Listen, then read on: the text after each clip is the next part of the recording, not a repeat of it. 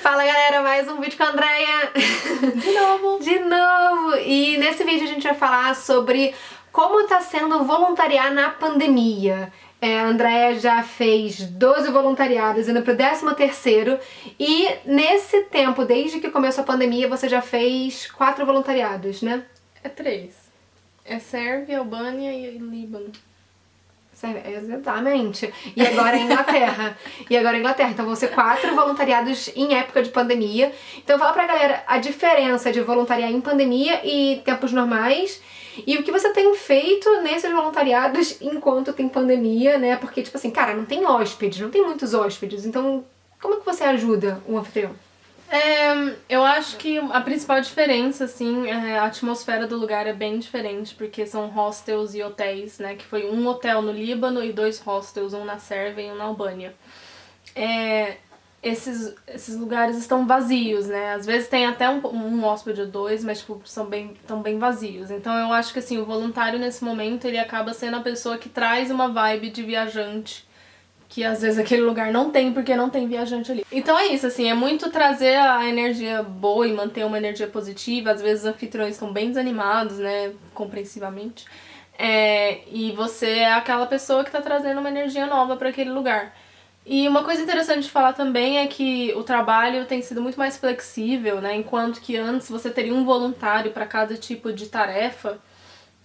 Hoje você tem voluntários fazendo um pouco de cada coisa. É claro que o tanto de trabalho que tem é muito menos, né? Porque não tem tanto hóspede. Mas você acaba fazendo um pouquinho de cada coisa, assim. E você meio que um pau pra toda obra ali para o que for preciso.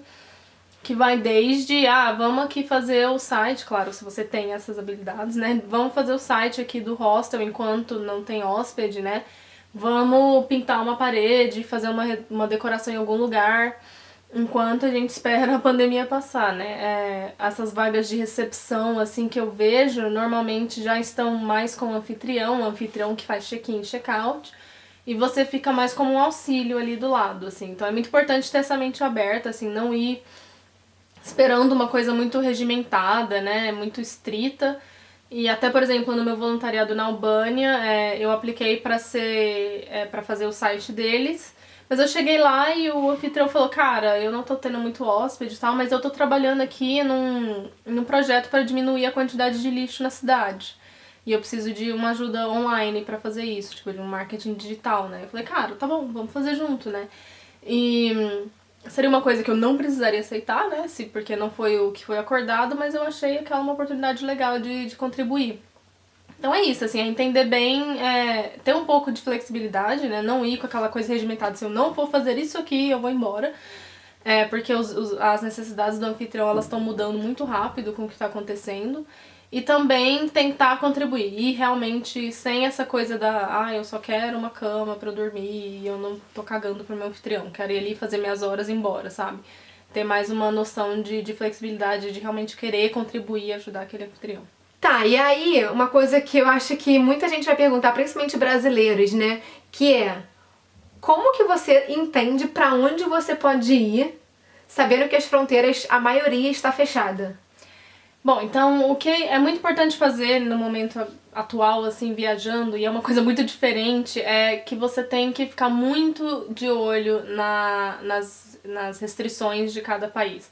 Porque isso muda, gente, do dia pra noite. Eles mudam as regras e você for lá, você vai ser recusado e aí vai dar problema. Então, literalmente, 1 hora antes de eu pegar o meu voo, eu tô ali no site do IATA, né, que é o site que eu uso pra ver as informações atualizadas, a gente põe aqui na descrição. Eu abro ali, eu olho direitinho, você tem que ler com muita atenção, porque às vezes é muito grande o documento e você tem que ler com bastante atenção.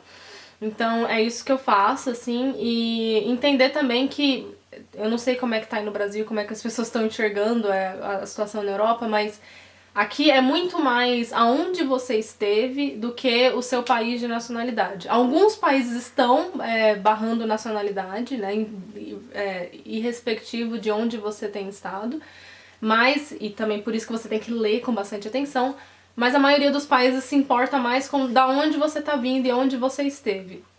Então, mesmo com o passaporte brasileiro, eu consegui vir pra Inglaterra, eu consegui viajar pelo leste europeu, E é sempre isso, sempre ficar bastante de olho nessas restrições, ficar de olho no que precisa pra você passar, porque agora em alguns países não basta você entrar e pedir ali o visto de turista, às vezes você precisa de ter um teste de Covid, às vezes você precisa, como aqui na Inglaterra, responder um formulário.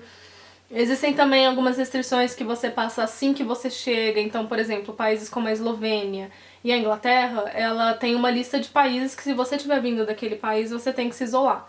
Então eu tô aqui na casa da Mari isolada 14 dias porque eu vim da Albânia, e a Inglaterra pede que as pessoas que venham da Albânia se isolem.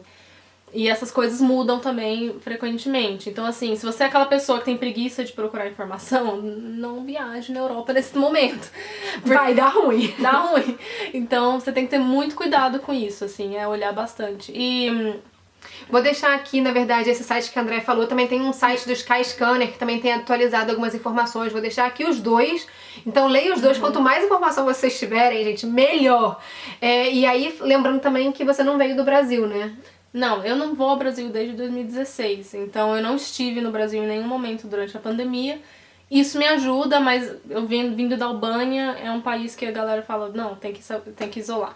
Mas assim, é legal falar também que a forma de transporte também mudou, então aqui na Europa era muito fácil viajar de ônibus, né? Então eu ia de ônibus para a maioria dos lugares, era mais fácil e mais barato. Hoje em dia, principalmente no leste europeu, as linhas de ônibus estão muito menos frequentes, com as fronteiras fechadas, às vezes o ônibus não consegue ir direto, né? Ele não consegue atravessar um país e aí ele tem que dar uma volta e aí você tem que pegar 53 ônibus. Então, pegar ônibus é uma coisa que eu não tenho conseguido fazer, eu tenho voado muito mais, que é algo que pra mim é muito diferente do meu ano passado. Eu acho que eu peguei 2 voos ano passado e esse ano eu só voei, não consegui fazer nenhuma viagem de ônibus. Então, e aí tem a questão do aeroporto, você tem que ter mais cuidado com todas as restrições do aeroporto e também saber que acaba custando mais caro fazer esse deslocamento, porque é um voo e não um ônibus, né?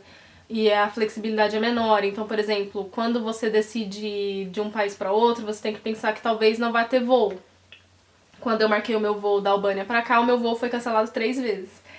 Então, tem que ter uma flexibilidade. Não pode ter uma agenda. Se você tiver uma agenda, pode ter chance de você perder aquele compromisso. Então, assim, tem que ser muito flexível, né? Então eu sempre falo, dá pra viajar na pandemia? Tipo, dá, você toma os seus cuidados, usa máscara, usa as suas restrições, se isola se quiser, mas é mais difícil e é mais caro.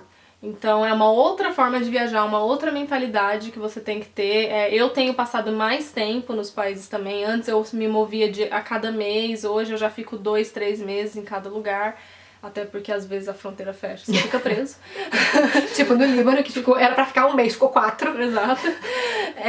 Então tem toda essa questão. Eu diria também que se você é uma pessoa que viaja com muito pouco dinheiro, que você depende muito de voluntariado, essas coisas, eu diria pra esperar um pouco, ou vir com uma reserva, porque esses imprevistos têm acontecido muito. E não só o imprevisto da fronteira fechar e você ficar preso, mas o imprevisto do seu hostel acabar fechando porque ele tá com dificuldades financeiras e você precisar mudar. E aí a Worldpackers ajuda, se você estiver fazendo o seu voluntariado pela Worldpackers, mas é uma ajuda ali que é só 3 dias, né? Então você vai acabar precisando de dinheiro. Ou você vai precisar de mais dinheiro para se locomover. Então tem que ser um pouco mais resguardado, assim, tipo, é uma situação um pouco mais crítica e é óbvio, você tem menos países para poder ir. Então, ano passado eu visitei 14 países, esse ano eu vou terminar o ano com 4 países só. Que é uma diferença bem grande, né? Porque a parte de Schengen inteira estava fechada pra mim. Então, é isso, assim, se informar bastante, ter uma reserva de dinheiro, saber que vai ser mais caro a sua viagem do que seria normalmente e você não vai conseguir visitar tantos países quanto num mochilão normal. E até principalmente pra galera que gosta de visitar pontos turísticos, também entender que alguns pontos turísticos podem estar fechados, ou também tem a restrição de, cara, você tem que ir de máscara, você tem que usar álcool em gel, blá blá blá. Então também tem que ter isso na consciência de que a sua viagem não vai ser aquela viagem glamurosa com fotos maravilhosas de Instagram, vai ser um pouco diferente. Chegou no país é perguntar qual que é a situação, qual que é a restrição, o que eu posso, o que eu não posso fazer, até porque você pode levar multa. E vai ter países que vai estar super restrito, vai ter outros que, cara, tipo na Sérvia eu nem lembrava que tinha Covid, porque lá não tinha restrição nenhuma. As pessoas mal usavam máscara. Então, cada país tá fazendo ali do seu jeito e, tipo, não cabe a gente julgar, né? Querer falar pra eles como é que eles têm que fazer as coisas. E você também, se você quiser se isolar por opção, pode fazer isso também, claro. Mas também ter isso em mente, assim, que cada país tá fazendo o seu ali, você vai ter que ir se adaptando em cada lugar que você for passar. Então é isso, gente. Deu um sol aqui em 3 segundos de vídeo, deu estourou a cara da André, estourou a minha cara. Mas é isso, gente. A gente se vê aí no próximo vídeo, quem sabe. Tchau, tchau.